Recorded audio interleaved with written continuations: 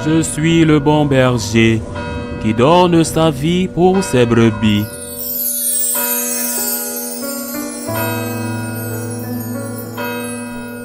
Un jour de sabbat, Jésus était entré dans la synagogue et enseignait. Il y avait là un homme dont la main droite était desséchée. Les scribes et les pharisiens observaient Jésus pour voir s'il ferait une guérison le jour du sabbat. Ils auraient ainsi un motif pour l'accuser. Mais lui connaissait leur raisonnement. Et il dit à l'homme qui avait la main desséchée, « Lève-toi et tiens-toi debout là au milieu. » L'homme se dressa et se tint debout. Jésus leur dit, « Je vous le demande, est-il permis le jour du sabbat de faire le bien ou de faire le mal, de sauver une vie ou de la perdre ?» Alors, promenant son regard sur eux tous, il dit à l'homme, « Étends la main. » Il le fit et sa main redevint normale.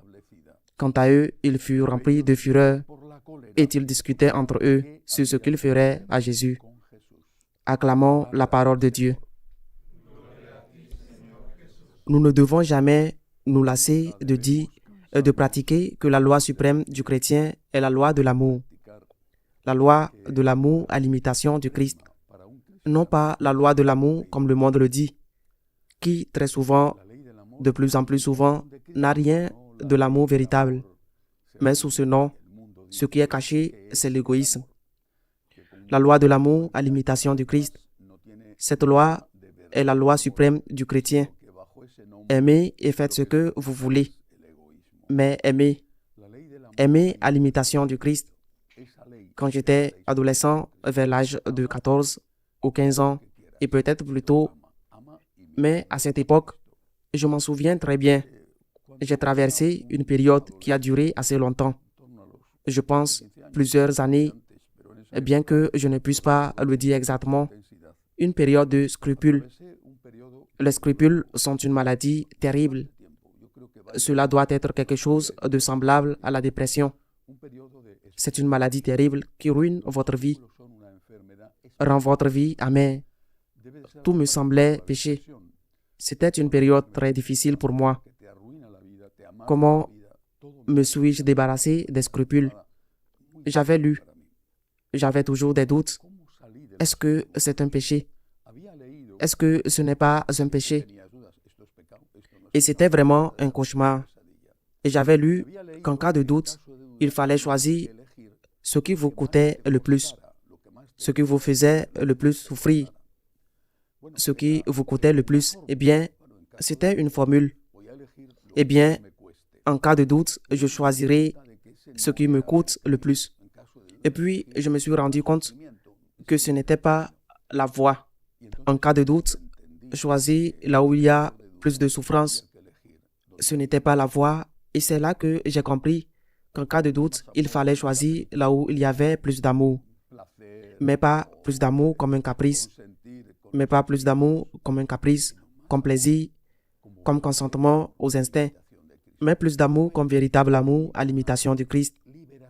Ce fut pour moi une libération que je ne peux décrire, tant elle était merveilleuse, comme si j'avais porté un poids sur moi et que soudain ce poids disparaissait. J'ai compris que le chemin du Christ est le chemin de l'amour. Je le répète, j'insiste, de l'amour à l'imitation du Christ. Quand j'avais des doutes, je me demandais, où y a-t-il plus d'amour?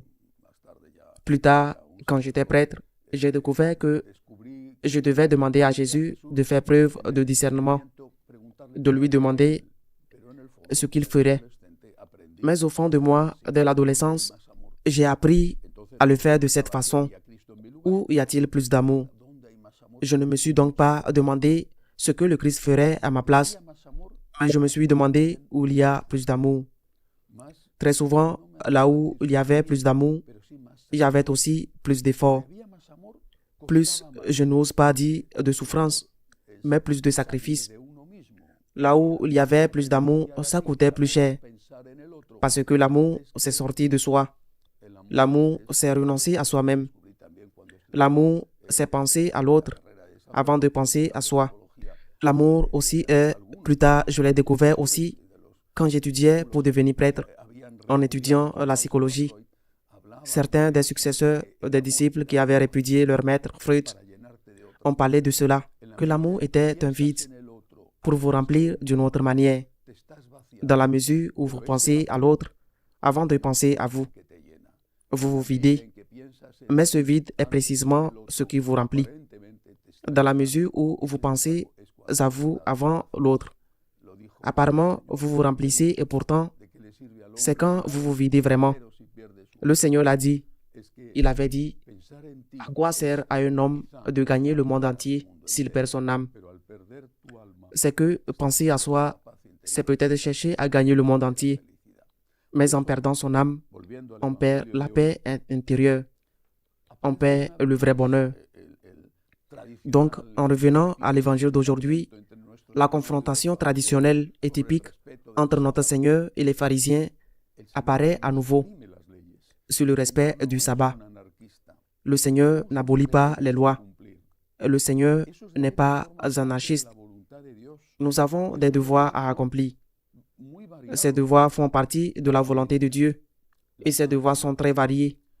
La famille, la patrie, l'Église, les amis, la promesse donnée, la parole donnée. Nous avons des devoirs à remplir. Nous avons donc déjà un chemin. Mais sur ce chemin de l'accomplissement de nos devoirs, des situations peuvent se présenter qui nous amènent à ne pas remplir nos devoirs. Par exemple, j'ai un devoir envers ma famille. Cela me donne le droit, éthiquement du moins, de voler, de tuer, car si au nom de la famille je devenais un criminel, un délinquant, un trafiquant de drogue, alors j'ai un devoir envers ma famille. Mais cela ne vous donne pas le droit de tout faire, parce que le devoir envers votre famille est un devoir d'amour. Mais vous ne pouvez pas, par amour, à l'imitation du Christ, devenir un tueur à gages. J'ai un devoir envers l'Église. J'ai un devoir envers Dieu. J'ai un devoir, par exemple, d'aller à la messe tous les dimanches. Et cela, j'en profite pour vous le rappeler. Quand on ne l'accomplit pas, c'est un péché mortel qu'il faut confesser. J'ai le devoir d'aller à la messe le dimanche, bien sûr.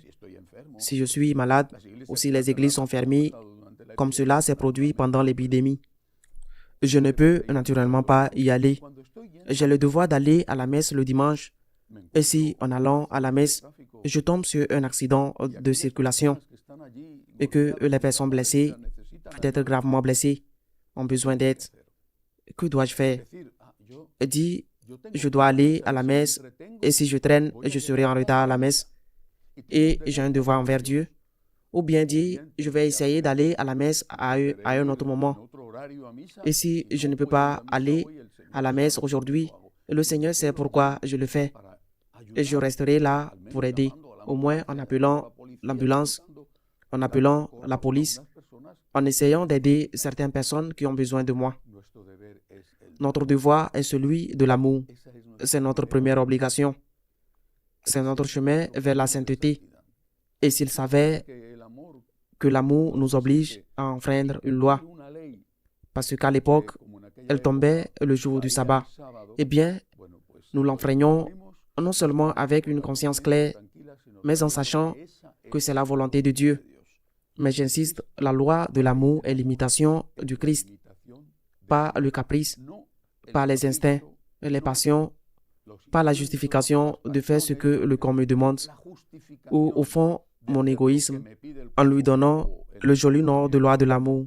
La loi de l'amour à l'imitation du Christ est la croix.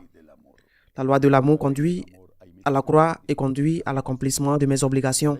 J'insiste sur le fait qu'il peut y avoir des exceptions. Je vais à la messe, je trouve une personne gravement blessée.